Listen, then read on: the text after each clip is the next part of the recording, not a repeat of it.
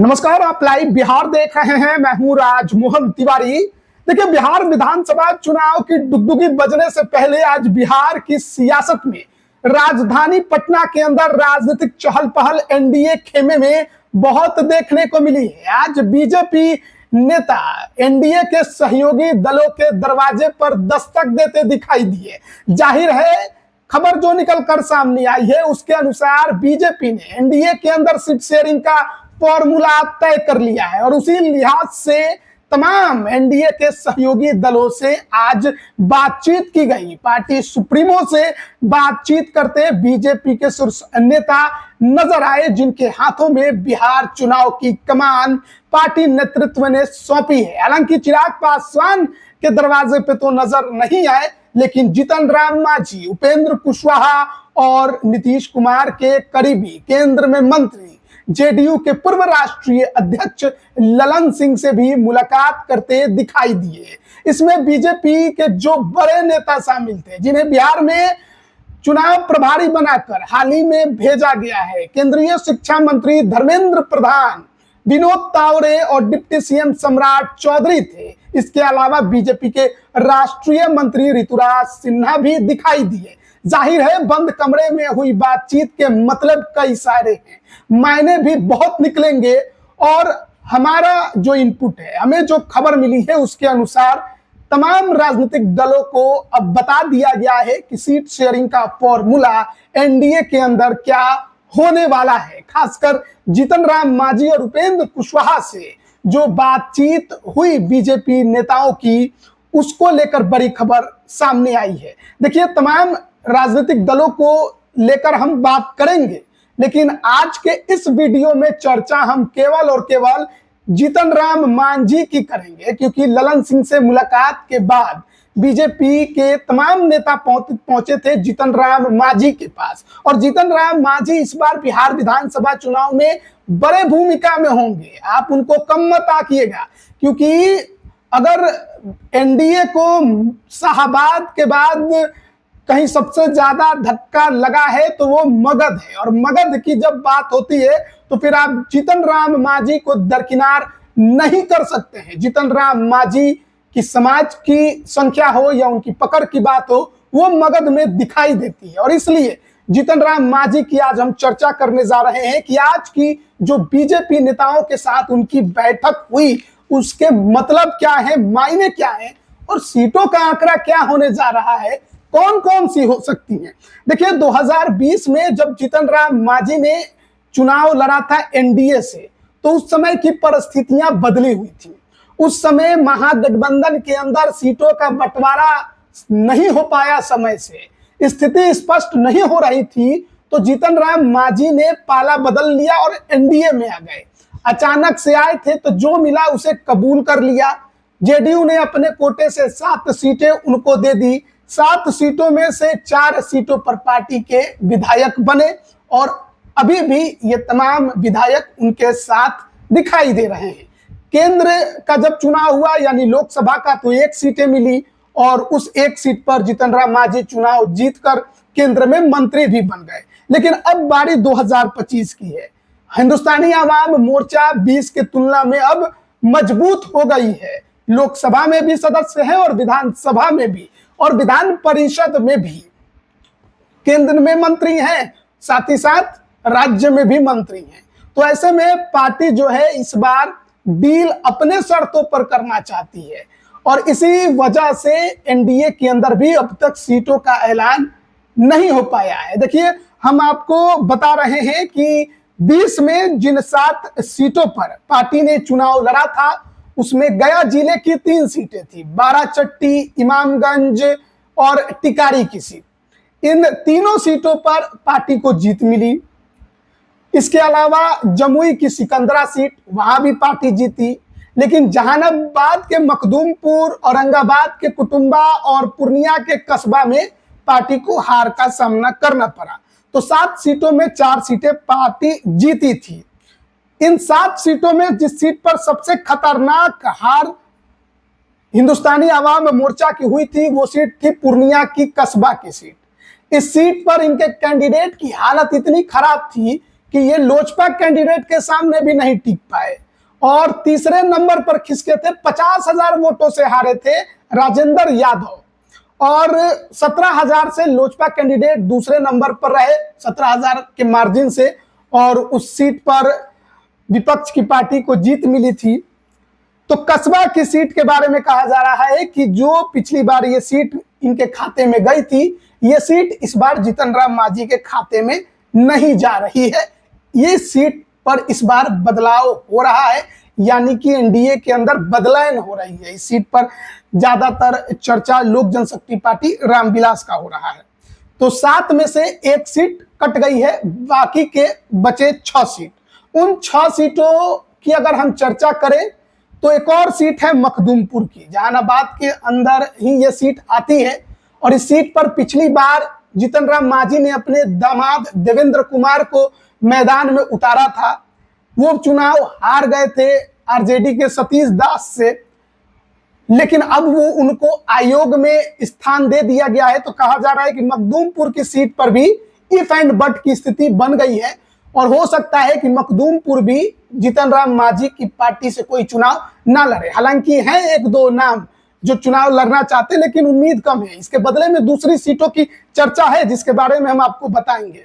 अन्य जो सीटें हैं उन सीटों पर 7 में से 2 सीटों के बारे में बताया हमने। 5 सीटें जो है उस पर हिंदुस्तानी अवाम मोर्चा का भाई पूर्ण रूप से कहना है कि ये 5 सीटों में हम कुछ सुनवाई नहीं करने वाले, इसके अलावा और सीटें चाहिए।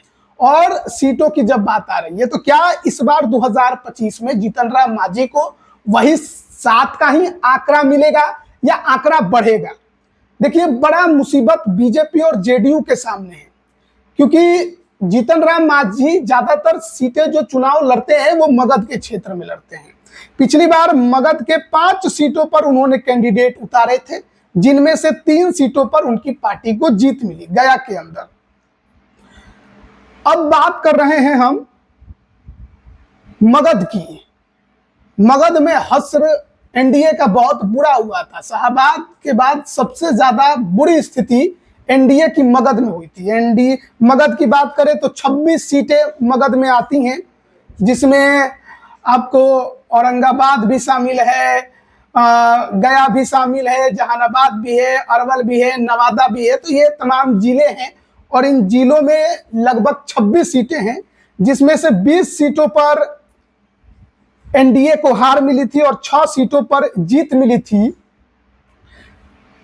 हालांकि बाद में यह आंकड़ा थोड़ा बढ़ गया। उपचुनाव जो बेलागंज में हुआ उसे जनता दल यूनाइटेड ने जीता और मगध में उसका खाता खुला। नहीं तो मगध में 2020 के चुनाव में जेडीयू 0 पर आउट हुआ था। जो 26 सीटों पर एनडीए में मगध से कैंडिडेट उतारे गए थे, उसमें बीजेपी ने 10 सीटों पर कैंडिडेट उतारे थे। गोह, औरंगाबाद, गुरुआ, बोधगया, गया टाउन, वजीरगंज, रजौली, हिसुआ, वारसलीगंज और अरवल, इन 10 में से 3 सीटों पर ही महज पार्टी को जीत मिली। इसके अलावा जेडीयू ने 11 सीटों पर कैंडिडेट उतारे। जहानाबाद, घोसी, नबीनगर, ओबरा, रफीगंज, शेर घाटी, बेलागंज, अतरी, नवादा, गोविंदपुर और कुर्था, 11 की 11 सीटों पर जनता दल यूनाइटेड को हार का सामना करना पड़ा। हालांकि बाद में बेलागंज में जो उपचुनाव हुआ उसे जीता जेडीयू ने और मगध में अपना खाता खोला। और हम 5 सीटों पर लड़ी, इमामगंज, बाराचट्टी, मखदूमपुर, कुटुंबा और टिकारी, ये मगध की सीटें हैं और 5 में से 3 सीटों पर हिंदुस्तानी अवाम मोर्चा को जीत मिली।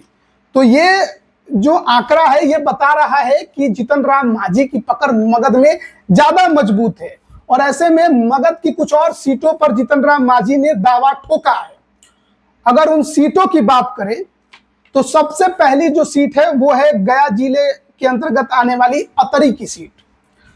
अतरी में अभी आरजेडी के विधायक हैं, पारिवारिक विरासत अतरी में उनका रहा है। पिछली बार जनता दल यूनाइटेड से मनोरमा देवी यहां से चुनाव लड़ी थी, चुनाव हार गई थी। अब तो बेलागंज की विधायक बन गई उपचुनाव के बाद से, तो इस सीट पर वैकेंसी है। लेकिन जेडीयू इस सीट को फिर से लड़ना चाहती है। जेडीयू का मानना है कि ये हमारी परंपरागत सीट है, हम नहीं छोड़ेंगे।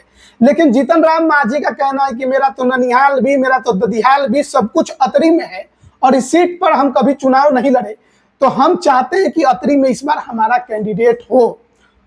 और ऐसे में अतरी की सीट पर मजबूत दावेदारी, प्रबल दावेदारी जीतन राम मांझी ने बना रखी है और अतरी की सीट हर हाल में वो चाहते हैं।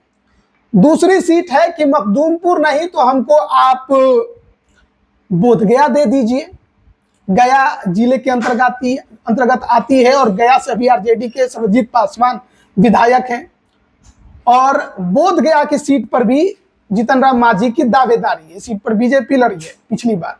इसके अलावा जहानाबाद की सीट है, समस्तीपुर में मोरवा की सीट है, जमालपुर मुंगेर की सीट है, घोसी जो कि जहानाबाद जिले में आता है, नबीनगर जो कि औरंगाबाद में आता है और नवादा में हिसुआ की सीट है।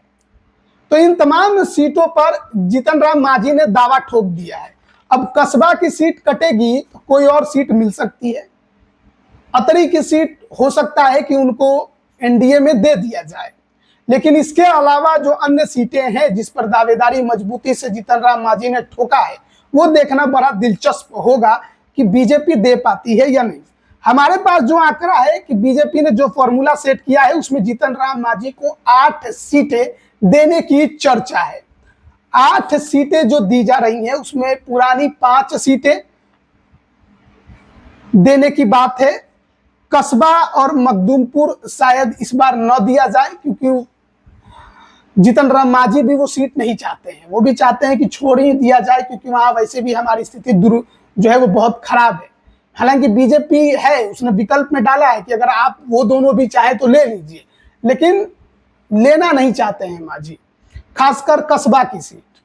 तो 5 सीटें जो पुरानी हैं, इमामगंज, बाराचट्टी, मखदूमपुर, कुटुंबा और टिकारी। इसके अलावा अतरी में उनकी दिलचस्पी है, लेकिन अतरी अभी उस पर फाइनल मुहर नहीं लगी है कि उनको मिलेगा। तो ऐसी परिस्थिति में बोधगया की सीट पर चर्चा बहुत तेज है कि जीतन राम मांझी बोधगया की सीट इस बार अपने पाले में कर सकते हैं। इसके अलावा जहानाबाद की सीट पर भी चर्चा बहुत तेज है। तो 8 सीटों का आंकड़ा रखा है बीजेपी ने, 7 से 8 सीटों का आंकड़ा जो जीतन राम मांझी को एनडीए के अंदर देने की बात चल रही है। हालांकि जीतन राम मांझी कई मौकों पर लगातार बोल रहे हैं कि उनको कम से कम 20 सीटें मिलनी चाहिए। 15 से 20 सीटों के आंकड़ों पर वो हमेशा बोल रहे हैं और उनका कहना है कि हम भी चाहते हैं कि हमें राज्य पार्टी का दर्जा मिले और इसके लिए ये जरूरी है कि वो ज्यादा से ज्यादा सीटों पर चुनाव लड़े, क्योंकि लड़ेंगे तब तो वोट परसेंटेज आएगा उनके पास, तब तो ज्यादा सीटें जीत पाएंगे, तभी तो राज्य पार्टी का दर्जा मिलेगा। देखिए, राज्य पार्टी का दर्जा नहीं मिला तो आज इलेक्शन कमीशन ने जो बैठक की पॉलिटिकल पार्टियों के साथ, उसमें उनको नहीं बुलाया और इसी वजह से जीतन राम मांझी चाहते हैं कि उनको राज्य पार्टी का दर्जा मिले, तो इसलिए ज्यादा से ज्यादा सीटों पर लड़ने की उनकी इच्छा है। और खासकर मगध की जो सीटें हैं उस पर उन्होंने अपनी दावेदारी ठोकी है, जिसमें अतरी है, जहानाबाद है, घोसी है, नबीनगर है, बोधगया है और हिसुआ है। ये जो 6 सीटें हैं उसमें मजबूत दावेदारी उन्होंने ठोक दी है कि जो मेरे पास 5 सीटें हैं जिस पर हम मजबूती से लड़ते हैं, इसके अलावा इन 6 सीटों पर भी कंसीडर किया जाए एनडीए के द्वारा। अब तय तो एनडीए को करना है। तो मगध में अगर आपको वोट चाहिए तो आपको जीतन राम मांझी को थोड़ी छूट देनी होगी, थोड़ा उनको एज देना होगा, क्योंकि वोट जीत का परसेंटेज भी उनका बीजेपी और जेडीयू की तुलना में काफी अच्छा रहा है और वहां पर मांझी समाज की संख्या भी अच्छी खासी है। देखिए, लोकसभा का भी चुनाव हुआ तो हमने देखा कि पासवान वोट थोड़ा छिटक गए, कहीं पर कुशवाहा वोट छिटक गए, लेकिन राजनीतिक पंडितों का मानना है कि मांझी समाज का जो वोट था वो ज्यादा नहीं छिटका। जितना एनडीए को मिलता था उतना इस बार भी मिला है और यही कारण है कि जीतन राम मांझी ये चाहते हैं कि उनके राजनीतिक प्रभाव को देखते हुए, उनके समाज पर उनके प्रभाव को देखते हुए एनडीए इस बार उनको थोड़ी ज्यादा सीटें दे, उनकी बातों को माने, क्योंकि कहा गया कि लोकसभा में आप 1 सीट ले लीजिए, मान जाइए विधानसभा में हम आपका ख्याल रखेंगे, तो अब बारी विधानसभा की है कि ज्यादा से ज्यादा सीटों पर उनका ख्याल रखा जाए। और मगध में अगर बीजेपी को, जेडीयू को मजबूत होना है तो मांझी जी को तो दरकिनार बिल्कुल ही नहीं किया जा सकता है। क्योंकि अगर आप ये सोचेंगे कि जेडीयू के खिलाफ चिराग पासवान ने बीते चुनाव में कैंडिडेट उतार दिया, इस वजह से 11 सीटों पर चुनाव लड़कर उनका खाता नहीं खुला, तो फिर तो वो समस्या जीतन राम मांझी के सामने भी थी। उनके खिलाफ भी चिराग पासवान ने कैंडिडेट उतारा था, उसके बावजूद उनका जीत का परसेंटेज जेडीयू और बीजेपी के तुलना में ज्यादा बेहतर रहा है। तो मगध की जब हम बात करेंगे तो आप जीतन राम मांझी को दरकिनार बिल्कुल नहीं कर सकते, और ये बात बीजेपी भी जानती है। तो आज एक फॉर्मूला लेकर वो जीतन राम मांझी के पास गई। 8 सीटों का ये फॉर्मूला था। जीतन राम मांझी ने इस पर सहमति फिलहाल नहीं दी है। थोड़ी सी और बातचीत ये आगे होगी। फाइनल डिसीजन जो होगा, जिसके बारे में हम कह रहे हैं कि एनडीए कब ऐलान करेगा, वो दिल्ली में होगा। तो बातचीत शुरू हो गई है। अमित शाह आए थे बिहार में, बातचीत करके वापस लौटे, तो जिसको कमान देकर उन्होंने बिहार भेजा धर्मेंद्र प्रधान को, उन्होंने आते ही पहले शाहबाद में सर्जिकल स्ट्राइक की, यानी उपेंद्र कुशवाहा और पवन सिंह को एक साथ ले आए। और अब धर्मेंद्र प्रधान की नजर मगध में टिक गई है कि मगध के वोट को कैसे जोड़कर रखा जाए। और इसके लिए आज जो मुलाकात जीतन राम मांझी और उपेंद्र कुशवाहा से हुई, वो अपने आप में बहुत कुछ कहानी कह रही है। खासकर जीतन राम मांझी के साथ जो बैठक हुई, उस बैठक में डिप्टी सीएम सम्राट चौधरी भी मौजूद थे, और ये बता रहा है कि मांझी जी कितने इंपॉर्टेंट हैं एनडीए के लिए।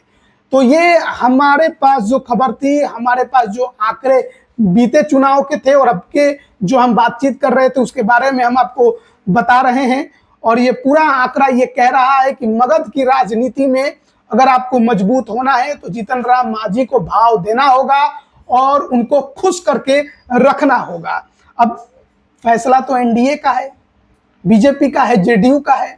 तय तो उन्हीं को करना है कि किसको कितनी सीटें दी जाएंगी, कौन कौन सी सीटें होंगी। तो डिमांड क्या होगा और कितनी हो सकती है, उस पर हम बातचीत कर रहे थे। आगे उपेंद्र कुशवाहा की जो डिमांड है उस पर भी हम बातचीत करेंगे। अगले वीडियो में बने रहिएगा हमारे साथ। आप सभी का बहुत बहुत धन्यवाद।